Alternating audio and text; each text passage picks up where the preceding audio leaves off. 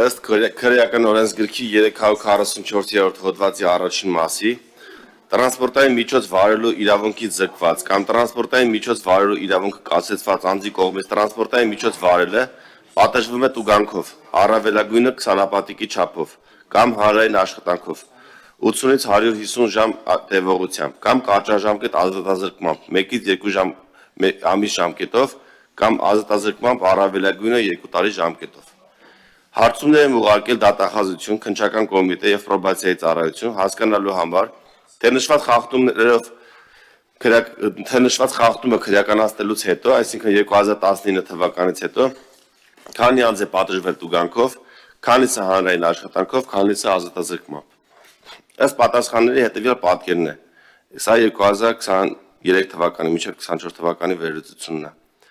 Քննվել եւ ավարտվել է 5071 քրեական վարույթ։ Սա զրկված անձանց կողմից քշելու դեպքերն են, ովքեր որ զրկվել են կամ կասեցվել են եւ կասեցված կամ զրկված քշվել է։ Հիմա իմ հարցումներն են, այո, հիմա իմ հարցումները վերլուծում եմ, ես ձեզ ասեմ, թե քանի անձ է զրկված կամ կասեցված վարել ու ինչ ունենք դրա արդյունքում։ Քննվել եւ ավարտվել է 5071 քրեական վարույթ, որից 3214-ը կարճվել է,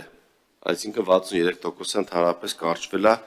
ոչ տուգանվել են գումարով, ոչ հանրային աշխատանքով, ոչ էլ ազատազրկվել են։ 975-ը միացվել է հանցավոր արարքը նույն անձի կողմից կատարված լինելու հիմքով։ 1857-ը ուղարկվել է դատարան, այսինքն մոտ 30%-ն գործերի, որ գնացել է դատարան, մնացածը կարճվել է կամ միացվել է։ Դատարան գնացած գործերից 991-ից տուգանվել է, ընդհանուր ծավալի 19%-ն ընդհանրապես տուգանվել։ 166 անձ հանձի մասով վարույթը կարճվել է ռեհաբիլիտացիոն հիմքով, գործուն զղջալու հիմքով, այսինքն ընդհանրապես գործը կարճվել է դատարանում, գործուն զղջալու հիմքով, այս քաղաքացիները ոչ տուգանվել են 166, ոչ տուգանվել են, ոչ հանրային աշխատանքով են պատժվել, ոչ էլ ազատազրկվել են։ 19 անձ արդարացվել է, այսինքն դատարանը նրանց արդարացրել է եւ ընդամենը 25 անձ ազատազրկվել է, այսինքն դատապարտվել է ազատազրկման, ընդ որում դատապարտվածների մեջ էլ մեծ մասը պայմանական է կիրառվել, այսինքն չեն կալանք որպես պատիժ չեն կրել։ Այսինքն 5071 անձ ունենք, ովքեր զրկված կամ կասեցված վարել են, որից զրամվող 5%-ն է դատապարտվել ազատազրկման ու ազատազրկման դատապարտվել է մեծ մասն էլ պայմանական է կիրառվել, այսինքն կալանք չեն կրել։ Ինչ է ստացվում, որ այս օրենքը քրեականացնելուց հետո ոչ թե խստացվել է, այլ հակառակ պատկեր ունենք, որովհետև 63% դեպքերում գործը կարճվել է,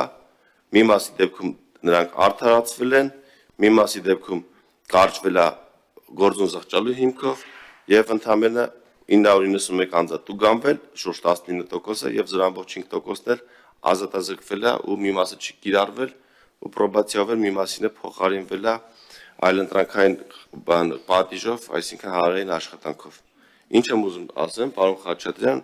որպես ես թվերը մեր ձեռնտակ ունենանք ու հասկանանք, որ քրեականացնելով մենք խստացման չենք գնացել։ Հակառակը, մարդիկ դատարանում գործը ջարդել են, գործերը կարճվել է, միացվել է իրար ու ընդհանրապես 19%-ն արդյունքում տուգանվել։ Ազատազրկվածներին չեմ հաշվում, որտեղ զրամվող 5%-ը պետք չի հաշվել։ Պրոբլեմը հետևյալն է, պարոն Քոչարյան, եթե նախկին օրենսգրքով լիներ նրանց բարձր տուգանք դնեինք, միանգամից տուգանք վճարեին, այս 5071-ը բարձր տուգանք կվճարեն տեղում։ Քրեականացնելու արդյունքում ընդհանրապես 19%-ն է տուգանք վճարում։ Այսինքն գործերը կարճվում են միացնում իրար կամ գործը զղջալու հիմքով գործը կարճվել է։ Լուծումը հետևյալն է, սա ես ոստիկանությանը առաջարկել եմ, քննարկել ենք, բայց ուզում եմ առաջիկայում եւս քննարկենք, որպեսզի զրկված քշելու դեպքում պատիժը ոչ թե լինի քրեական, որը որ տեսնում ենք, որ այդքան չի աշխատում, լինի խիստ նյութական, այսինքն մեծ տուգանք լինի, դա ավելի կանխարգելիչ դեր կունենա, քան լինի գործող քրեական պատասխանատվությունը, որը ընդհանրապես զրամվող 5%-ն է, այսինքն 5071 զրկված քշածներից քրեական պատասխանատվության իրականում դատապարտվել է զրամվող 5%-ը, ու ընդհանրապես 19%-ն էլ տուգանք է վճարել, մնացածի բոլորի դեպքում կարճվել է գործերը, Հրավիրում եմ իմ հարգելի գործընկերների ուշադրությունը, շնորհակալ։